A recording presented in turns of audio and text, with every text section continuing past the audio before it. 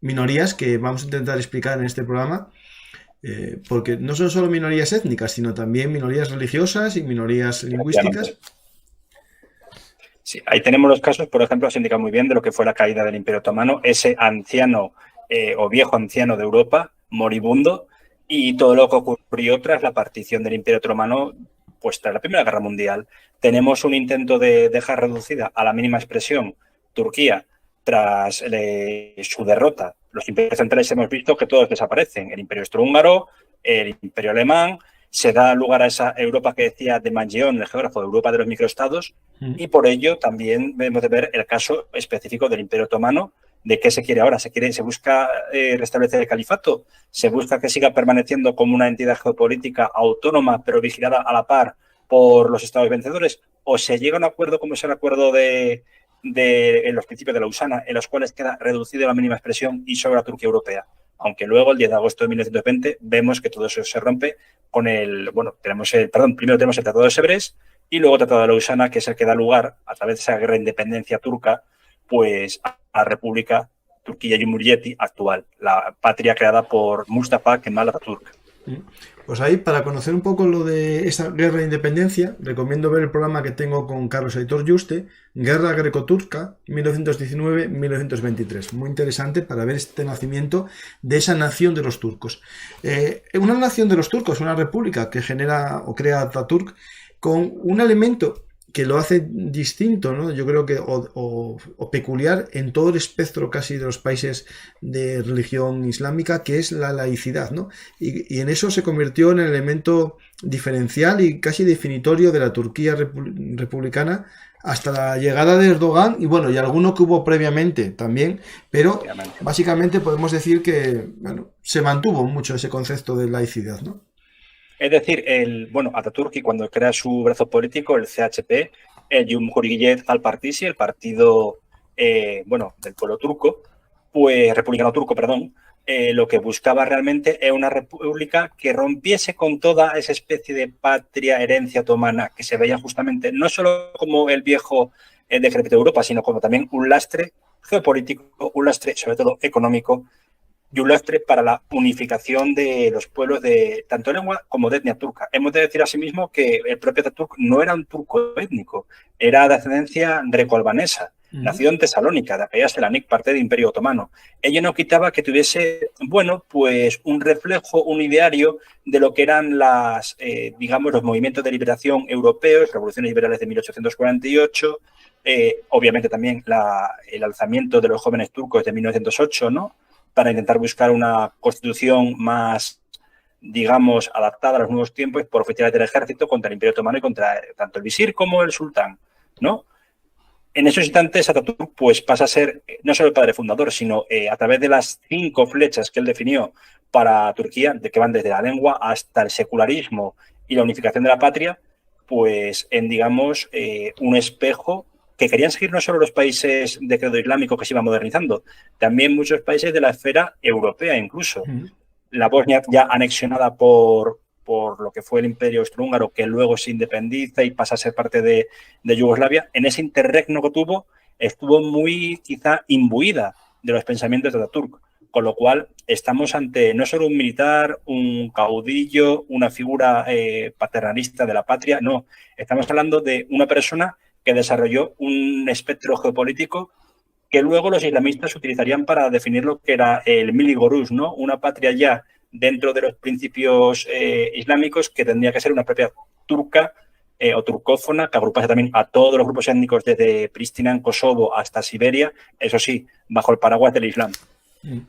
Pues tenemos este concepto, ¿no? Del Islam, esa expansión y un cierto control, ¿no? Del Islam con unas leyes laicas que más o menos se fueron cumpliendo, salvo un periodo que no me acuerdo el gobernante previo a Erdogan, pero con la llegada de Erdogan, ¿no? Y su partido claramente islamista, esto empieza a cambiar, ¿no? Antes de empezar a hablar del cambio, ¿podéis hablar un poco de quién era Erdogan? Porque, o quién es Erdogan previamente, ¿no? Es decir, su juventud, su orientación política muy distinta a lo que sería el establishment, ¿no? Turco.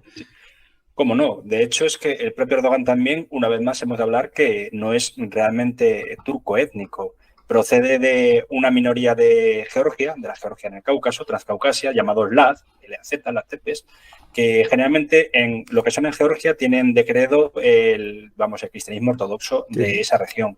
Pero por el contrario, los que han crecido o se han vivido en Turquía, en zonas del antiguo Imperio Otomano, como puede ser también Irán, que hay una pequeña minoría, lo que se han desarrollado es pues dentro de la ortodoxia suní del Islam, ¿no? No radical, porque generalmente son de cofradías sufíes, de estas que son místicos, pero Erdogan nace en Rize, que es una zona bastante empobrecida, donde al igual que puede enraizarse el conservadurismo cristiano, por poner un ejemplo, en el profundo sur de Estados Unidos, pues podemos transponerlo o traspasarlo quizá a lo que es la Turquía rural, de Anatolia, etcétera.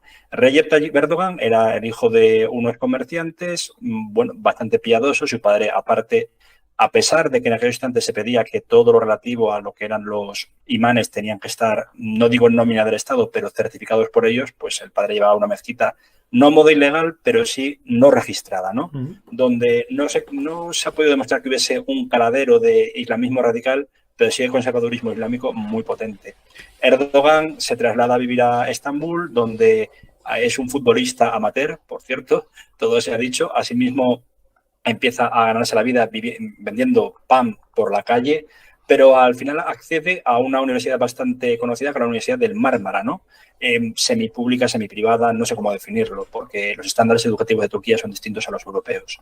Consigue un grado en una especie de rama de economía de mercado, y pues empieza a trabajar para bancos de corte que eran, plenamente islámicos, ¿no? Sobre todo a partir del año 80, cuando el golpe de Kenan Evren y luego la tecnocracia de Turgut Özal, el presidente de Turquía.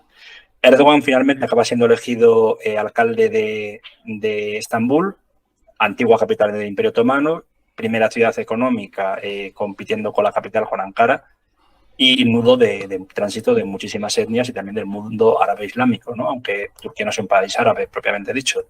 Pero es cierto que Erdogan en el año 94 consigue la alcaldía, pues tras desplazar a los gobernantes laicos acusados no solo de corrupción, también de nepotismo y de dejar de funciones, sobre todo por el problema de gestión de aguas, etcétera, una inflación bastante potente.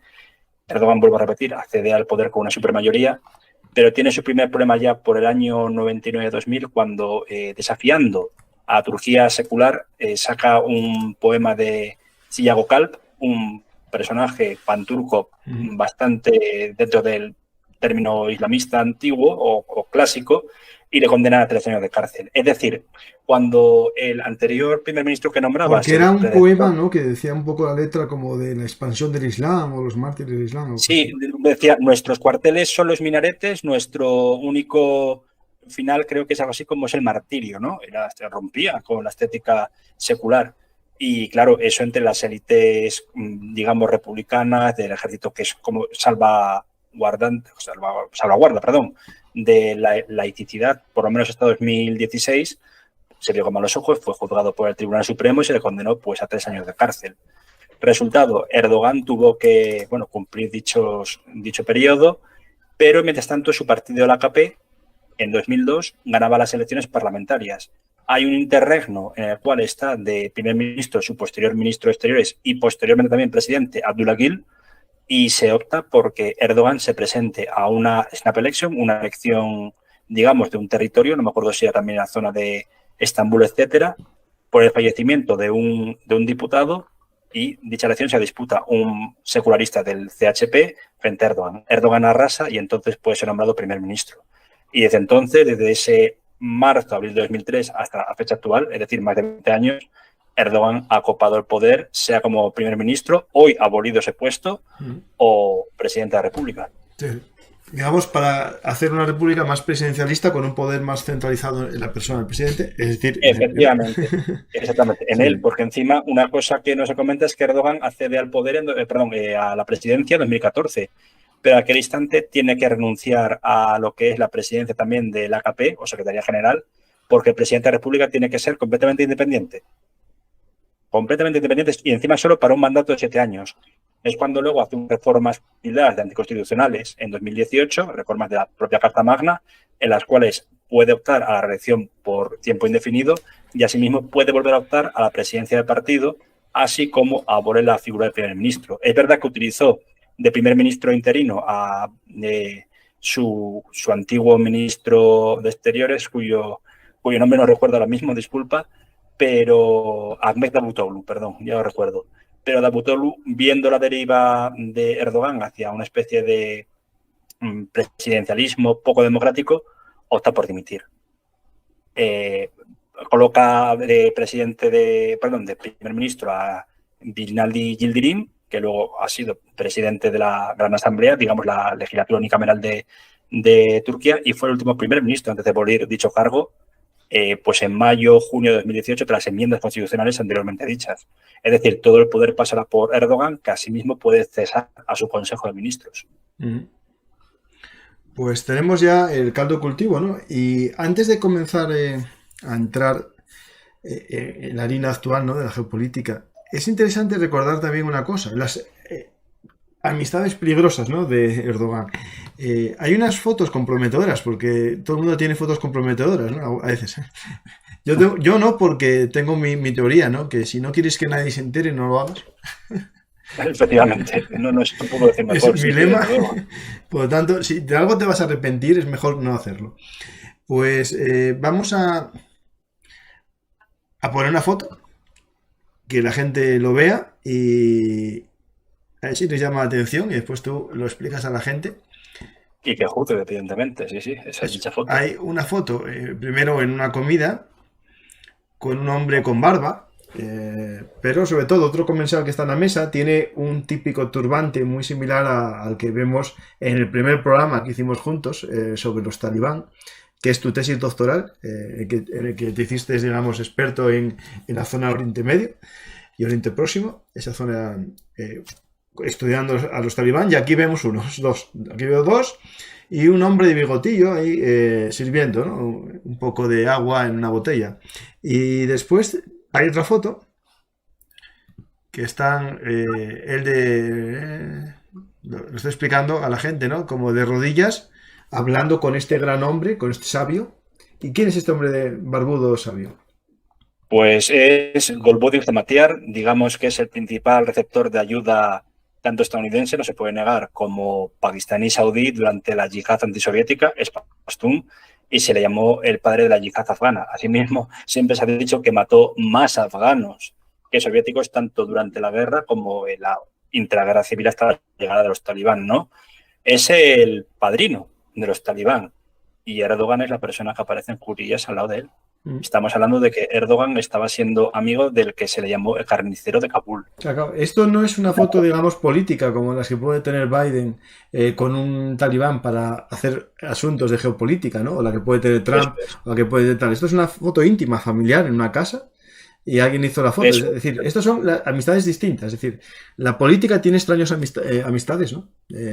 Todo el mundo tiene compañeros de aventuras geopolíticas extrañas, pero esto no es geopolítica, esto es una relación íntima. Amistosa, dos verdaderos creyentes, perdón, sí. Como era. Por eso siempre, pues en esas enmiendas constitucionales en 2018, cuando muchos partidarios de seguir teniendo un régimen semipresidencialista o parlamentario, entre ellos el actual jefe de la oposición, que también se presentó contra Erdogan en varias ocasiones, tanto de primer ministro, para cargo de primer ministro, las legislativas, como las presidenciales, Kemal Kılıçdaroğlu, dijo, el señor Erdogan nos está dando lecciones de moralidad cuando aparece con el carnicero de Kabul, ¿no? ¿Quién es usted, señor, para decirnos esto? ¿Quién es usted para decir que su panturquismo no deja de ser un panislamismo, pan-neotomanismo, que también se le acusó de eso? Da que pensar, desde luego. Sí. Pues aquí está claro su claro ideal, ¿no?, de la islamización de la sociedad. Hay que dejar claro que el islamismo es hacer que la vida política se rija por el Corán, y dentro de eso hay muchas vías de lograr esa islamización. No todos son terroristas, no todos son yihadistas, pero sí comparten todos el hecho de que sea el Corán, ¿no?, el que regule la vida, cosa que en Turquía eran las leyes civiles sin negar la religión mayoritaria de la población. Es decir, yo me acuerdo cuando el golpe de Estado, del 2016, que es el golpe, digamos, o autogolpe, o golpe dejado dar. Es decir, hace poco, en el 23F, hablamos de una posibilidad teoría, ¿no?, de que se sabía, ¿no?, pues dejamos hacer, ¿no? O se sabía, lo incitamos y después lo paramos, ¿no? Pues algo parecido pudo ser el tema este. Yo sé que se van a revolucionar los que están en contra de la islamización, lo voy a dejar hacer, pero yo ya tengo todo preparado para nada más levantar la cabeza cuando no tengan fuerza, golpearles, ¿no? Que es más o menos lo que pasó. Él controlaba la policía, controlaba los servicios secretos de información y al poco minuto, es verdad que tuvo un cierto pánico, ¿no?, cuando intentó escapar para Alemania. Luego se dijo de que hubiese a Chipre, a Alemania, etcétera, etcétera, etcétera. Pero es verdad que controló muy rápido el golpe. Sí, lo primero, el auge de las redes sociales. En aquellos instantes se utilizó o Facebook o alguna herramienta como FaceTime para desde su móvil mandar un vídeo de tranquilizar a sus seguidores. Hemos de decir que no fue el primer golpe de Estado en Turquía. El primero fue contra Adnan Menderes en el 60, porque decían que había roto con la laicidad del Estado. Fue ahorcado. Hubo otro golpe, si no recuerdo mal, en el año 72. Ya vino luego el de Kenan Evren del 80. Hubo el golpe de los coroneles, por así decirlo, en el año 97 para que otro islamista, predecesor de Erdogan, Necmettin Erbakan, dimitiese, porque hubo una especie de un parlamento parlamentado y se iban a turnar los 4 años de primer ministro. La primera mujer como primera ministra de Turquía, Tansu Çiller, que era de un partido de centro derecha, y luego Necmettin Erbakan, que era podríamos decir, de extrema derecha islamista, ¿no? Era de las primeras personas que abogó por el panturquismo, el Milli Görüş, que es lo que explicamos antes, de esa gran patria turca, pero bajo el paraguas del Islam.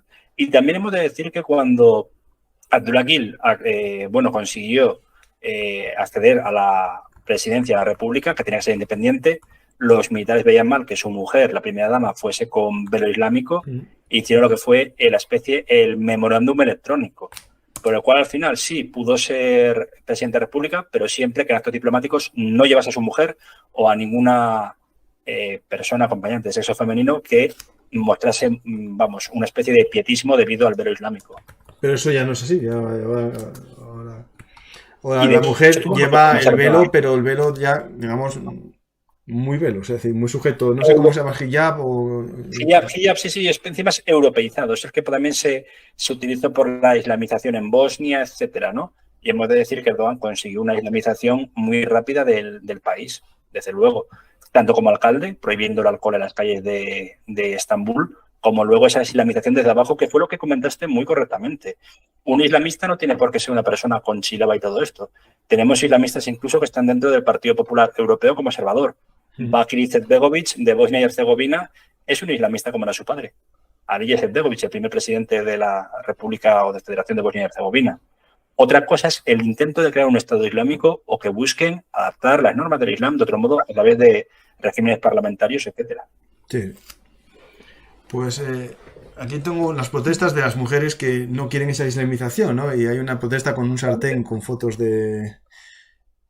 sartenazos esos típicos de manifestación, pero de mujeres que no quieren llevar o que no se obligue a llevar la hijab. Es cierto que todavía no hay esa obligación, pero en las áreas rurales cada vez es más frecuente ver. Efectivamente. Es decir, casi está ya relegado el no llevarlo a Estambul.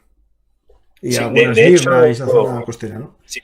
La zona de, turística. Pero a mí esto es una situación personal, la última vez que estuve en Estambul ya hace, pues creo que 10 años, entré al Gran Bazar y estaba hablando con un señor que justamente estaba vendiendo especias, lo típico que uno quiere comprarlas como regalo para la familia. Y entraron 2 mujeres, ya no era hijab, era casi burka, y las echó a patadas, literalmente. Y dice, nos costó mucho tiempo librarnos de lo que era la antigüedad otomana, no quiero que vuelva ahora. La propia gente de las ciudades, no, sobre todo los comerciantes no quieren eso. ¿Qué ocurre? El caladero de votos, como hemos hablado en muchas ocasiones, suele ser en zonas rurales, paupérrimas, donde el pietismo acaba sustituyendo a una clase política que ha sido en muchos casos muy corrupta. Claro, el tema es ese, es que el problema es que los populismos, y esto al final es un populismo de otra forma, ¿no? Se basa muchas veces en las corrupciones y en el malestar de la Efectivamente. sociedad contra el status quo y el régimen no político, ¿no? Sobre todo con la clase política. Es Estos que de surgen hecho, como una nueva anticasta, ¿no? Y totalmente, es cargan que de las hecho cosas así. el programa de mucha gente, tengo recuerdo de, creo que era un libro de Javier Valenzuela, que era Crónica del Nuevo Oriente Medio, ya muy antiguo, año 2003, en un recopilatorio de sus mejores artículos antes de prejubilarse del país.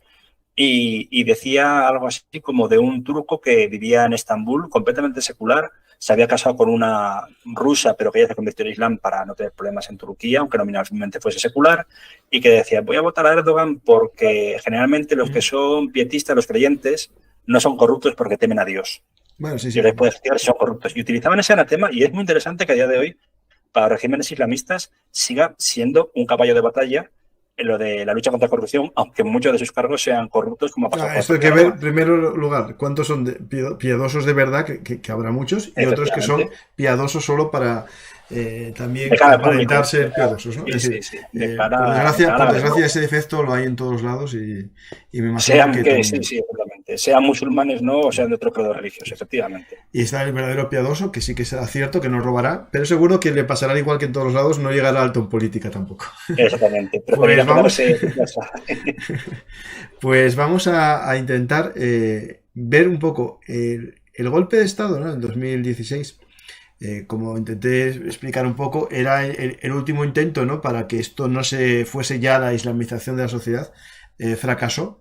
Pero dentro de los causantes o culpables del golpe, aparte de los militares, para Erdogan, que los militares son, digamos, los que eran los custodios, ¿no? De la constitución republicana de Ataturk, de Laica del laicidad. país, sí, sí, Por eso efectivamente. siempre que había un intento de romper ese sistema, ellos entraban con un golpe de Estado.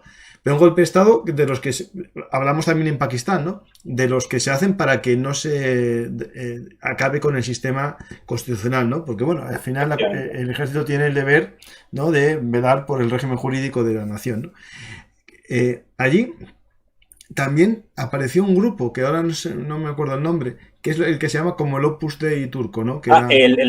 La red Gülen, de Fethullah Gülen, Eso. el clérigo inicialmente aliado de Erdogan en 2002-2003, luego rompe con él y la red Gülen, G-U-L-E-N, para que la gente lo entienda, Who y. G-U-L-E-N, pues red Gülen, pues de Fethullah Gülen, que ahora está exiliado en Pensilvania, pues fue ahora el caballo de batalla aquel 2016, aquel junio, julio, no recuerdo bien, de 2016. De hecho, uno de los problemas que tuvo nada más empezar su presidencia, lo que fue Donald Trump, no fue el factor de la trama rusa, ¿no? De manipulación de electoral, etcétera, etcétera, etcétera, sino que un efímero secretario de Seguridad Nacional, como era Michael Flynn, dijo, tenemos que quedar bien con Turquía, es un aliado geopolítico y demás, vamos a entregar a Gülen a Erdogan, aunque puede que por el camino se muera, que tiene 82 años, pues ahora mismo tendrá 89 o 90.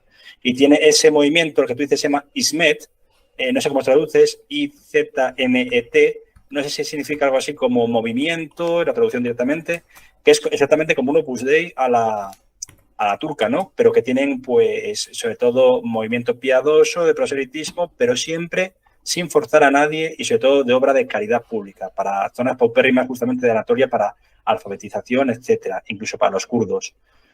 Claro, Gülen es el típico clérigo sunita, pero de estética sufí, místico, que aboga por una especie de entendimiento entre las religiones. Sí, sí, tengo aquí unas fotos con Juan Pablo II. Vale. Exactamente, el diálogo por las civilizaciones, o alianza entre las civilizaciones, fue muy crítico de regímenes teocráticos islámicos, como era no solo el talibán, sino también el régimen de los ayatolás en Irán, y eso a Erdogan le fastidiaba, porque fue un instante en el que empezó a hacer negocios con un régimen secular árabe brutal, como es el de Bashar al-Assad, aunque luego rompieron a partir de 2011, con Irán y con varios regímenes islámicos como era Arabia Saudí. Hemos de recordar que hay 90.000 turcos viviendo en Arabia Saudí con o sin pasaporte y que la diáspora turca trabajando en Arabia Saudí da mucho dinero a lo que es Ankara. En remesas como aquí pudo pasar en los años 70-80 del siglo pasado, España. Sí, sí. Pues tenemos este proceso de islamización que ya estamos viendo que se va aplicando poco a poco y ya... Un esquema, sí. El alcohol se prohíbe en las calles, se permite el velo que estaba prohibido, dentro de poco se oirá el rezo de los muadines de las mezquitas que estaba prohibido en Turquía. Todavía no sé si ya se convierte, sí, sí. Se reconvierte Santa Sofía de museo en mezquita, claro, de nuevo. Sí, sí. De 2020-2021, sí, sí. Empieza a haber pasos y también empieza a haber pasos, ¿no? Con el deseo, ¿no? De ese, no digo el Imperio Otomano, pero sí el Imperio Turcomano, ¿no? Es decir, sí, o Imperio Neotomano, lo puedes decir así, desde luego. Ese neotomanismo a partir de Ankara, para mí, y esto es una opinión personal, cuando se vio más claro ese esquema fue cuando el AKP quiso ser una especie de, el partido de Erdogan, de faro del islamismo, cuando empiezan a caer con efecto dominó todos esos países que ocurrieron durante la mal llamada primavera árabe, ¿no? Desde Túnez al principio con la inmolación de Mohamed Bouazizi, pero principalmente Egipto. Recordemos que en Egipto fue la única vez que los hermanos musulmanes, por escaso margen, pero ganaron las elecciones presidenciales, aunque Mohamed Mursi duró en el poder menos de un año tras un nuevo golpe